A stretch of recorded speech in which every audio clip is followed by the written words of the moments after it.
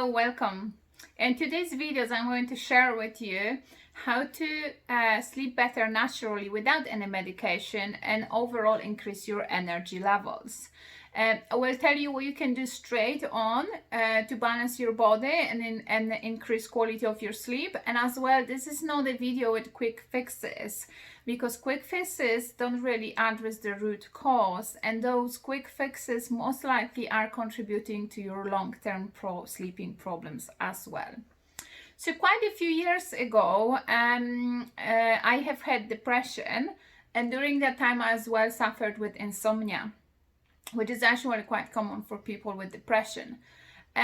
Faced with an option for sleeping pills, I have decided to try anything and everything I could in natural ways to help me sleep before I would go through the pills and medication route.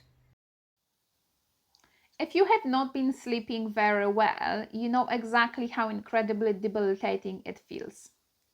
Improving quality of your sleep will support you in everything else in your life you're really doing. You will get more energy and brain capacity to deal with whatever's thrown your way. Sleep, first and foremost, is crucial in maintaining sanity and healthy emotions.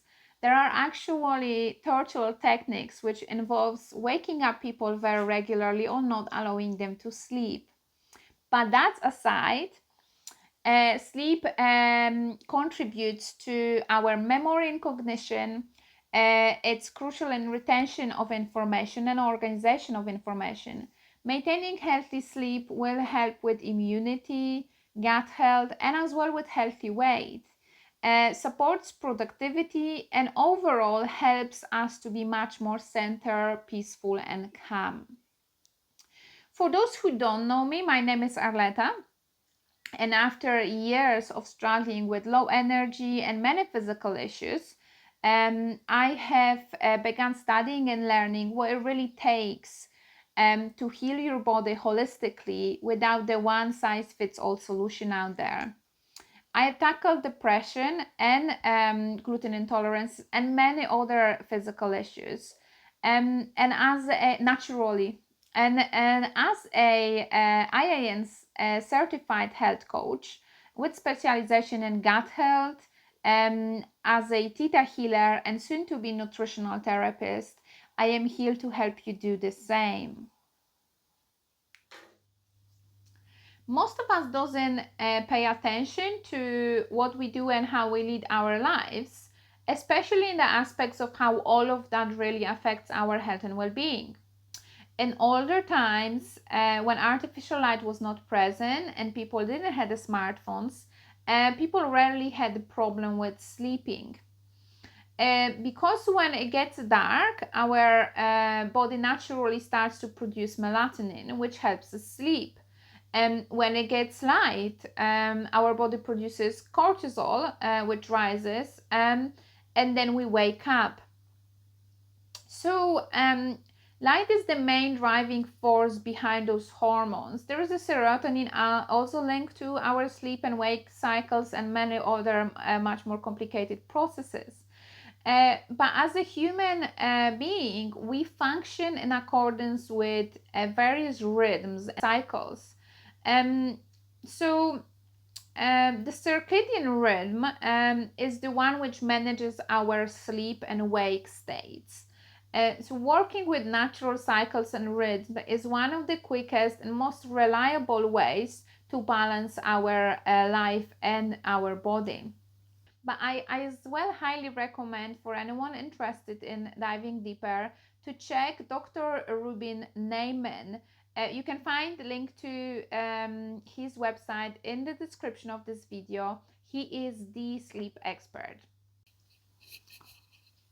Let's get started. Here we have all the things you can do right now to help your body sleep better and increase quality of your sleep naturally. So number one is to decrease caffeine intake. Ideally, you want to stop drinking caffeine around noon. Although if you really cannot do that and it's impossible for you, then try to at least not to drink any caffeinated drinks past 5 p.m. And caffeinated drinks include coffee, black tea, green tea, white tea, any colas usually have caffeine added to that, Red Bull, but as well for some people it might include eating chocolate or dark chocolate, so that's worth looking into it.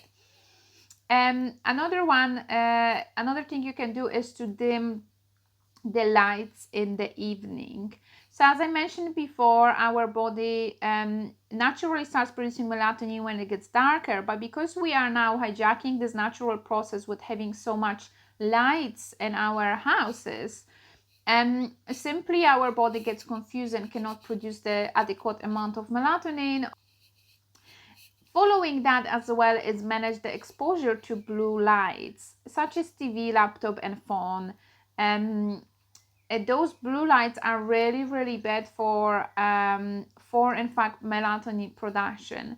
So when you put this kind of lights what we have now on the phones and on the laptop, if you work later in the afternoon and so on, or in the evening, or even watching TV, that's going to trick your brain that it's middle of the day, and therefore it will be producing different products. It will be more focused on cortisol than is actually focused on melatonin.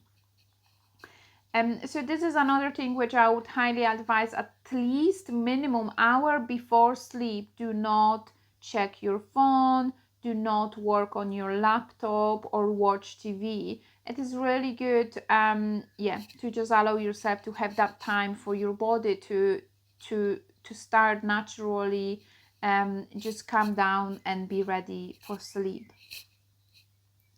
So following on that, there are some blue light applications for phones and laptops. So I would highly recommend for anyone who has to work, and it involves working on a laptop, or we all check the phone in the evening. So ideally, if you can get yourself those apps. So I personally use app called Flux. I will put the link in the description to that. I'm sure there is many different ones. It's just one I started using.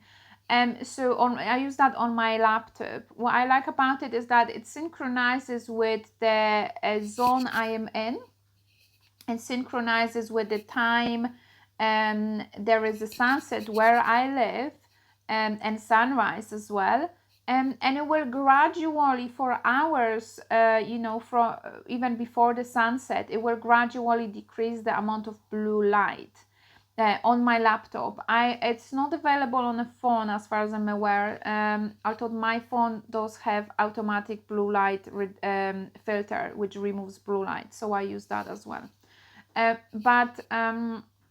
But yeah, those applications very helpful. One thing I would want to mention, that if you are someone who works with arts or colors and things like that, if you work in the evening, those applications will change the way you see the color, and therefore I would probably advise to try to schedule those kind of projects which involve and really need working and seeing the colors correctly earlier in the day, so you don't need to be exposed to it in the evening. Another thing you can do to help you increase quality of your sleep and help you sleep is to avoid large meals before sleep. Ideally 3 hours minimum before, if you are eating large meal, or at least try to see if you could maybe make that meal a bit smaller if it's really late in the evening.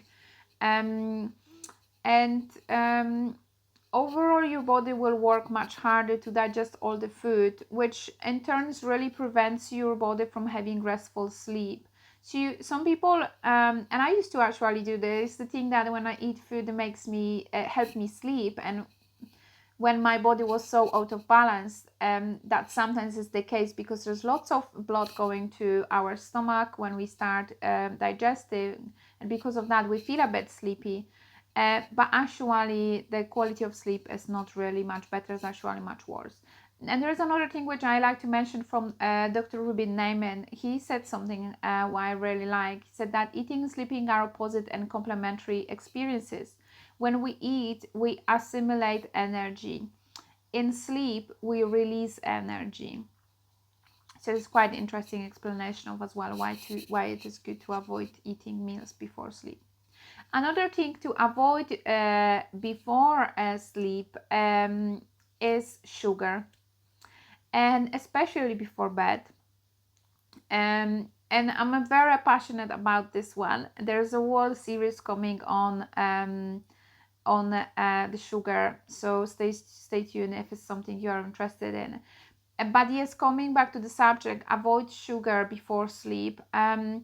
Sugar is similar to food in that aspect, will keep you from having restful sleep, from quality sleep, and actually, um, for me personally, that is the case for many people. It's just the effect of sugar will be that you will be almost in an inflammation state, and if you waking up sweating at night, one of the reasons might be that you're having sugar late at night. It's as well offset the hormone balance and so on. So there is a lot of things which it does. Anyways, okay, let's move to the next one. So try shower just before sleep, or even better, a nice hot bath. Add some Himalayan salt, some Epsom salts, and a dash of relaxing essential oils. And it's actually really helpful in sleep to do something like that, like a shower or a bath. What happens as well during those times is that our body heats up, but then straight after that it tries to release the heat, and then it kind of makes us sleepy. So it is quite good thing to do. Another thing which is really crucial to maintain a good quality of sleep is to keep your bedroom cool. Ideally, you want to aim for about 16 to 18 degrees Celsius, which I think is 60 to 64 Fahrenheit. So this is very important because we actually, our body temperature is lowering when we sleep, and when there's too hot, it's really hard to sleep. Okay, another thing you can do is try tapping, meditation, or relaxing music, or all of those, in fact. So tapping is known as EFT, which comes from emotional freedom technique. Meditation is well known. Relaxation music, it's very helpful. I will put a link in the description to a tapping video I use, or I used to use much more often when I needed it, really. And the guy I like, it's Brad Yates, I think Yates. So he has a channel, and there's lots of different videos on tapping recorded by him.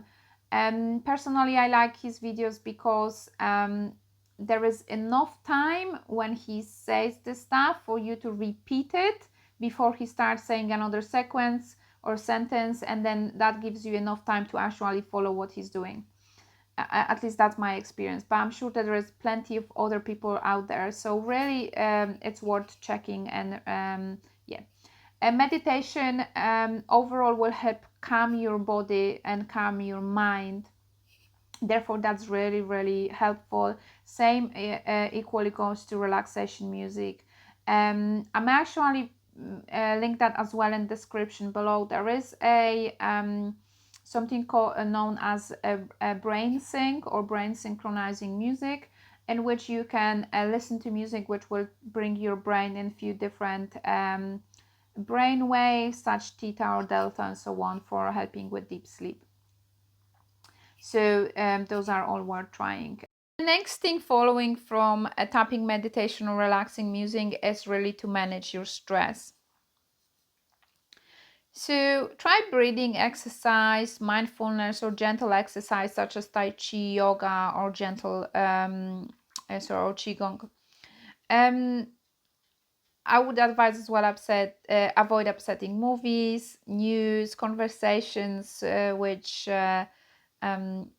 create anxiety or maybe arguments. And obviously this is not easy to always do, but you can do your best really to try to lower that, especially just before sleep.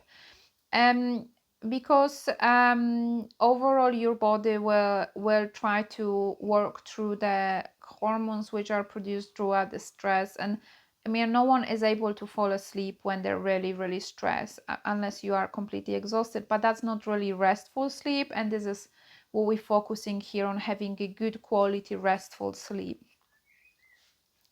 So in my home, actually, we have this guideline where, I try to avoid really talking about politics or news or things like that just before sleep.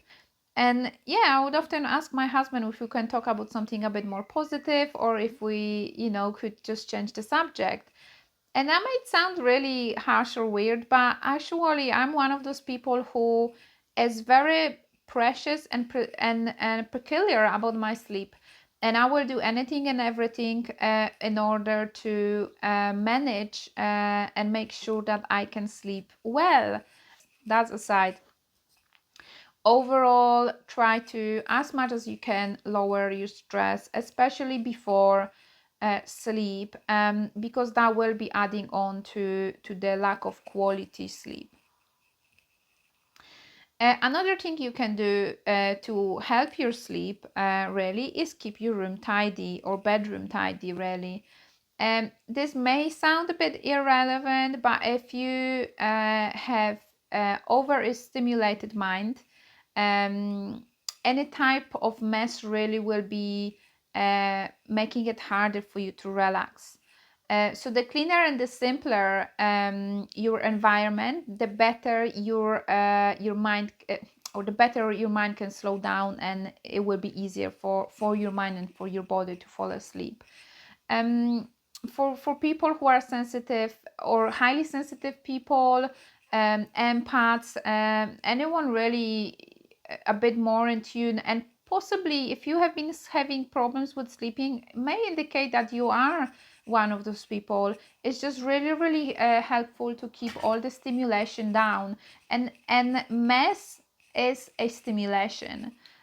So therefore, having less of it will really calm you down. And overall, I think this will be true probably for most people. When you sit down in a place which is really nice and tidy, you relax much better. So therefore, it will help your sleep quality. Okay, another thing you can do actually to help you sleep better and have a better quality of sleep, it's to have a bedtime routine. And this one is actually really important. Routine really helps your body to know what's coming, gives it a cues that there is a sleep time to follow, and helps your system to produce melatonin to help you fall asleep. It's just one of those things. We are functioning as we are human beings, which are functioning in a routine that really helps. So try things like, after brushing, you put maybe some face oil on, you use lavender oil on your pillow and so on. Just certain things which you would do always before sleep. That actually helps me a lot when I travel. I always keep sticking to my bedtime routine. And it's almost hard to fall asleep if I don't have that anymore. But once I do all the things I do, I fall asleep better. So just my sleep time routine, technically speak, starts very early if we count things like dimming lights and drinking relaxing tea. But precisely before sleep, I would brush, I would wash my face. After washing my face, I put face oil on, or cream. So those kind of things. And then, I have my pajama on, I go to bed, and next to my bed I always have three things. I always travel with those things as well. I have a lip balm, hand cream, and essential oils of lavender. So I put lip balm on my lips. I put a few drops of essential oil on my wrist. I rub it like that. Sometimes I put it as well on the pillow. And I put my hand cream on. And I read a book. I always try to read before sleep. Unless I'm really tired, I sometimes don't even manage to do that. That was just my routine, but you can come up with anything what works for you, and just keep doing it every day, even if it's just one thing. So another thing you can do, and that might be hard for some people, is to leave your phone in another room. Get yourself a regular alarm, like, you know, the one you put batteries in and it beeps in the morning. That's one way of doing that. If you're using the reason for having an alarm on your phone, where there are other ways as well. Actually, you can use fitness trackers, which will wake you up really. So I have one of those. My phone is always in a different room. I leave it in my office space, working space, in the evening, and then I have it synchronized and connected to my fitness tracker. And if I really need alarm, because I don't normally, I wake up naturally. If I really need alarm, I will set that up, and I will vibrate and wake me up. If you want to try the meditation maybe, or relaxing music, I understand that you may need your phone for that. Well, in that case, maybe try to put it in a drawer, hide it, so somewhere where you cannot see. As well, not having it in your bedroom will help you not to check it just before sleep and until the moment you want to fall asleep, and then you cannot fall asleep. And it's going to stop you from checking it first thing in the morning, which it really isn't healthy either. And let's be honest, there's nothing relaxing about checking your phone and being on your phone. So, but yes. And assumingly, if phone doesn't bother you and all these things, maybe you don't have sleeping problems, so maybe you're not watching the right video here. But anyway, for people who have problems with sleeping, it is really good thing to do. So following from that, I think I would recommend, if possible, to try to wake up naturally. And I completely understand that this is not doable for everyone, and you know, there are other aspects of that and so on. But it's worth trying if you have the conditions to do that. If you work from home or you have flexible schedule. And the thing about waking up naturally is that even if you need to wake up with alarm and need to get up a certain time in the morning, what you may want to try is go sleep early enough to wake up naturally before your alarm. If you do it every day, it will, unless you're really exhausted, you know, it will naturally, your body naturally will start waking up at the same time. Waking up every day at the same time, even on weekends, is really helpful, because you know your body needs a routine and it helps. So you have that. Yes. So there is another thing I want to mention, because with the alarms and waking up naturally and so on, we are really living in a culture where sleeping 3, 4, 6 hours and drinking a jug of coffee and keep going, it's seen like a badge of honor, and it really should not be. It's extremely harmful. And this, we really deprive ourselves and our body from this so important a process of restorative sleep. And as well, sleep is one of the most important factors in our health and well-being. So I personally don't believe someone can go on very short time of sleeping and be completely fine. Drinking coffee to maintain your wakefulness is just a sign that you are ready, on a low credit on your sleeping account. Drinking caffeine to keep you going means that you didn't really rest properly, and you need use something to get you to be awake. And I have nothing against coffee. I absolutely love coffee, although I cannot drink it because I'm so sensitive to it, and it would keep me from sleeping and all this kind of things. But I love coffee, and I would sometimes have a decaffeinated coffee. But what I'm trying to say is that there is a difference between drinking coffee because you enjoy it, because it's a social interaction or is a part of your routine, and there is that to it. But there is a different thing about needing to drink coffee or caffeine to stay awake. If you are doing that, then all you're doing is really, you are borrowing energy which you don't have, and sooner or later the bill will come. So that's that. Okay, another thing you can do is, this is really linking to the telephone in your other room, but do not have electronics such as TV or laptop in your bedroom. And bedroom should not be or could not be, or I recommend it would not be a place in which you work. So I understand that some people live in studios or places like that, or they really may not have that space to work somewhere else. If that's the case, I would highly recommend to create a zone and zone out your space and have a space in which you work and have it somehow separated, even putting a small curtain alongside. So in the evening, when you finish your work, put a curtain over it and it's cut off from your sleeping space, because we are habitual things. Your brain will get confused whether it's going to work or to sleep if you use the same room. The same goes for TV. TV, it's just, I mentioned that before, blue light and also on. It's not good to have it in a bedroom. Okay, so that's that. And another thing you can do is to try relaxing herbal teas. In the evening, in an afternoon, the ones which are helping you to sleep, such as chamomile or sleep blends or things with lavender or valerian root, try those, from 4 or 6 p.m. and onwards.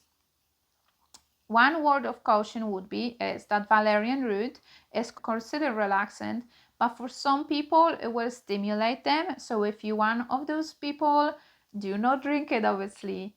And another thing is that chamomile as well is actually it's going to make you pee a lot just before sleep. It's not good to drink it, or I would not recommend it if you actually want to fall asleep without needing to wake up to go to toilet.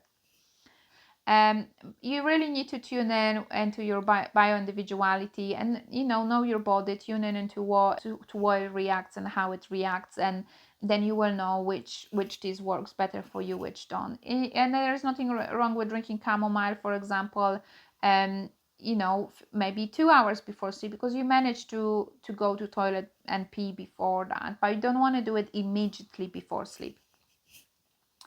The same goes for large amount of water. You don't really want to drink large amount of water in the evenings, especially before sleep, because obviously that's going to make you pee. You need to pee it out, and it's really hard to keep it all night.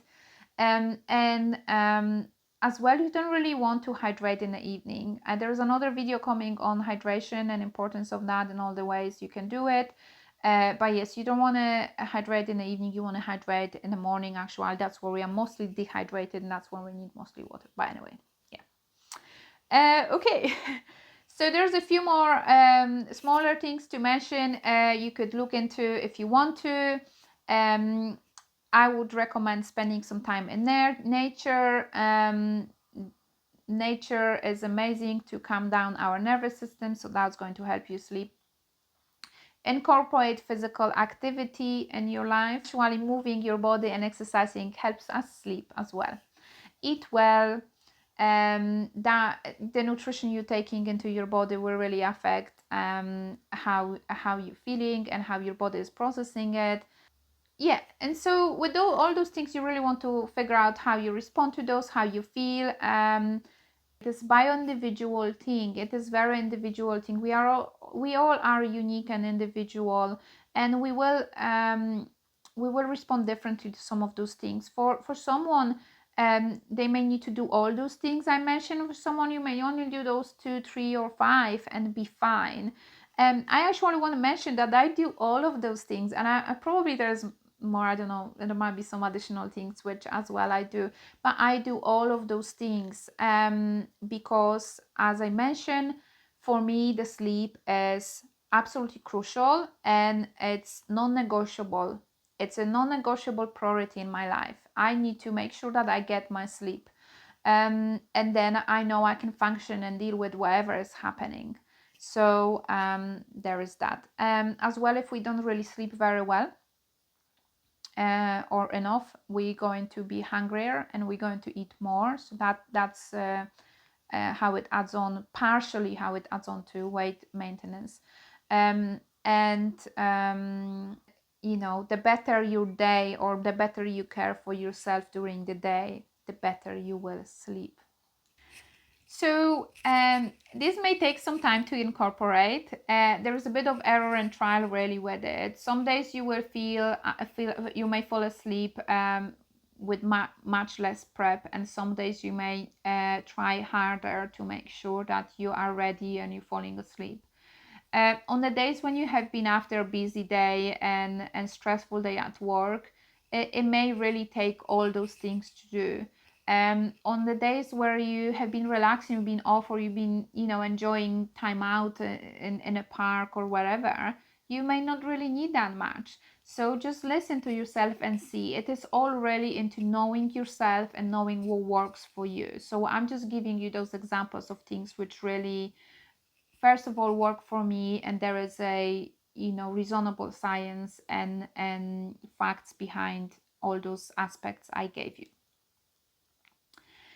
So most of those recommendations I mentioned are linked with our natural cycle of circadian rhythm, and they will be helping to getting you into that, so you can utilize that as opposed to try fight against it. And you know, just restore your factory setting. Really, that's all you want to do. But okay, here we go. So I'm going to quickly recap all those informations I gave you. So it's quite a lot, and I probably could talk forever about it. But here is the recap. All the things you can do to help you naturally sleep better and have a better quality of sleep and have more energy. Decrease caffeine intake. Avoid blue light and dim lights before sleep in the evening. Avoid large meals and sugars before sleep.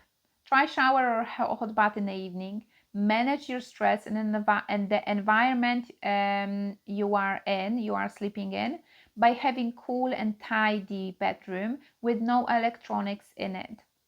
Try tapping, meditation, or relaxing music in the evening especially. Establish bedtime routine. Try relaxing teas in the evening and waking up naturally if possible. Spend time in nature, bring movement into your life. So if you like this video, please click the like button and subscribe if you want to hear more about holistic health.